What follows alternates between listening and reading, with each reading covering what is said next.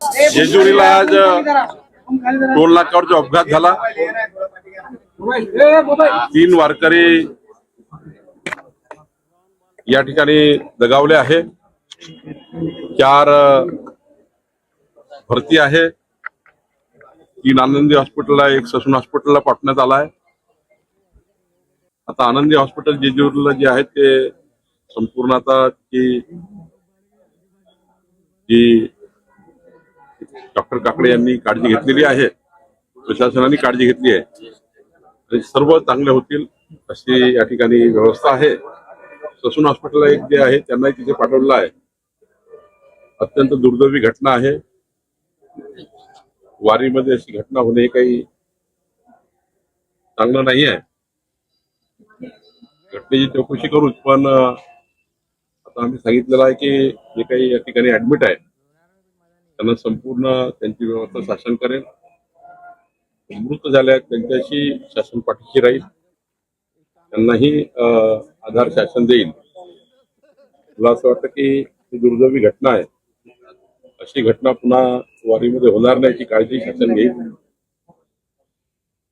आणि प्रशासनाने योग्य दखल घेतलेली आहे. घटना दुर्दैवी आहे. तर जखमींची तुम्ही भेट घेतली, विचारपूस केलेली आहे, काय त्यांची प्रकृती नेमकी कशी आहे, जखमींचा नेमका आकडा किती आहे? इथे तर जे 4ही पेशंट आहेत ते एकदम चांगले आहेत, म्हणजे ते रिकव्हरेबल आहे. त्यांची प्रकृती उत्तम आहे. एक आमची बहीण होती, तिला तर बीपी एकदम डाऊन झाला होता, पण तिला डॉक्टरनी सांभाळलेला आहे. इथली आता सर्व पेशंट हे अंडर कंट्रोल आहे, म्हणजे सुरक्षित आहे. ससूनला जे गेले आहेत ते चेक करावं लागेल काय परिस्थिती आहे. पालखीसह 2 जिल्ह्यातून अजून पार होणार आहे, काही सूचना वगैरे दिल्या? प्रशासनाला पूर्ण सूचना आधी होत्या कशी वारीमध्ये मॉनिटर करायचं. आमच्या प्रशासनाच्या जेवढ्या विंग्स आहेत, पोलीस, महसूल आणि सारेच डिपार्टमेंट आहेत, ते सर्व या व्यवस्थेमध्ये असतात.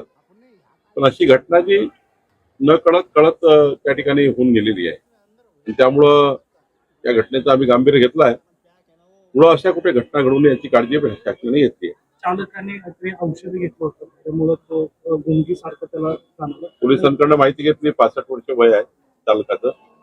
त्यांनी काहीतरी सर्दी खोकल्याच्या गोळ्या घेतल्या. त्यांनी सुस्ती आली. सुस्तीमध्ये त्यांनी या ठिकाणी असा आउट दिशेने जाऊन, ज्या दिशेने ट्रक जाता येत नाही किंवा दिंडीला लावू नये त्या दिशेने जाऊन ही घटना घडलेली आहे, असं या ठिकाणी पोलिसांचा प्राथमिक रिपोर्ट आहे. चौकशी होईल. पण आज महत्वाचं काय, हे जे मृत झालेले आहेत त्यांच्या पाठीशी सरकार उभं राहायला पाहिजे.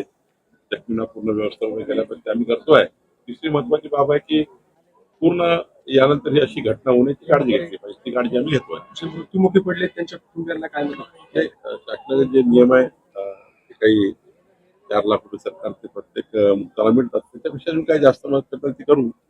पण निश्चितपणे आज शासनाची पूर्ण त्याच्या मृत परिवाराच्या पाठीशी सरकार राहील. एखाद्या वेळी त्या परिवाराच्या सर्व कष्ट कोणत्या परिवारात असतील त्यांना आम्ही बोलवून घेऊ, किंवा त्यांच्याकडे तिथे पालकमंत्री जातील किंवा तिथे आमदार जातील, आमचे तहसीलदार जिल्हाधिकारी जातील, तिथे व्यवस्था करतील.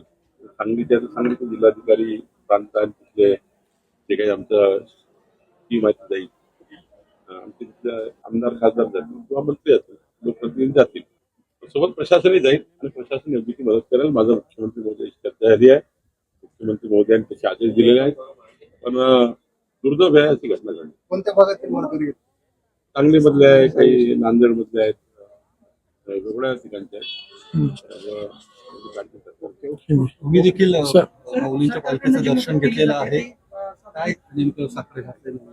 मी आज जेजुरीमध्ये माऊलीच्या या ठिकाणी संत ज्ञानेश्वर महाराजांच्या पालखीचं दर्शन घेतलं आहे.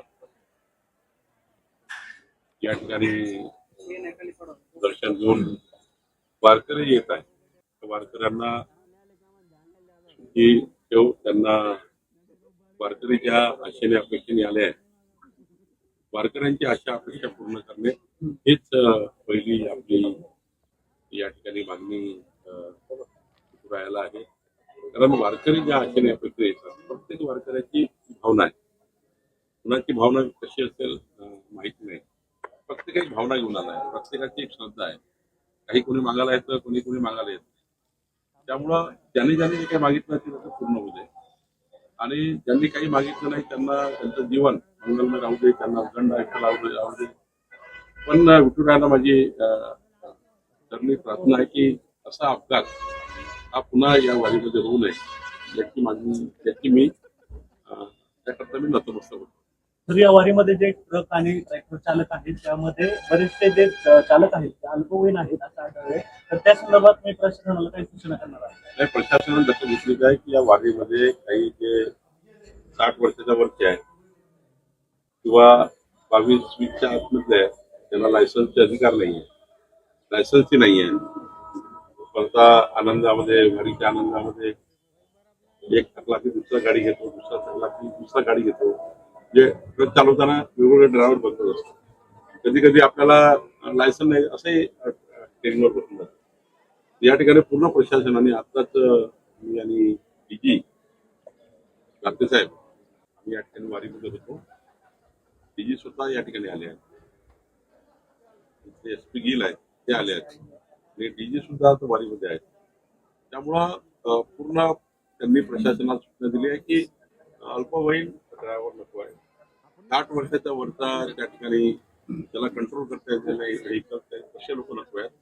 अशा सूचना डीजीनी दिलेल्या आहेत, माझ्या समक्ष दिल्या आहेत आणि डीजी माझ्यासोबत आतापर्यंत होते. ते सुद्धा या वारीला मॉनिटर करतात.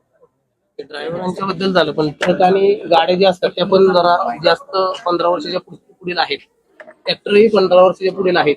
त्या संदर्भात काही निर्णय घेतला आहे? डीजीनी माझ्या समक्ष सांगितलं प्रशासनाला वाढलं की आपण चेक करा की कुठे अल्पवयीन आहे का, कुठे एखादं ट्रॅक्टर त्या ठिकाणी ब्रेक करू शकतं का किंवा हे चेक करा.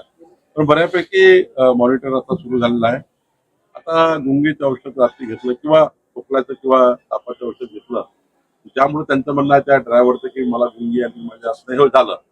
बघ ते पूर्ण चौकशी करू. आज काही अंतिम निष्कर्ष आपण जाणं काही योग्य नाही. पण तिथे ड्रायव्हर किती वय होतं, त्यांनी गुंगीची औषध तर घेतली होती का, कुठलं त्या ठिकाणी अजून काही तपासामध्ये ते पाहू. पण ही गोष्ट खरी आहे की आता जे डीजी आले आहेत त्यांनी संपूर्ण या ठिकाणी मॉनिटर केलं आहे. संपूर्ण वारीच्या संपूर्ण व्हेकल करता सूचना काढलेल्या आहेत. त्याची तपास करून योग्य पद्धतीने सर्व पोलीस चेक करतायत. ओव्हर स्पीड चालण्याचा काही प्रकार त्या ठिकाणी होऊ नये. थोडी गॅप भेटली का न स्पीडनी चालवणे आणि गॅपला आपण कसं पुढे जाईल चढाओढ होऊ नये वारीमध्ये ही सुद्धा काळजी घेणं महत्त्वाचं आहे. थँक्यू.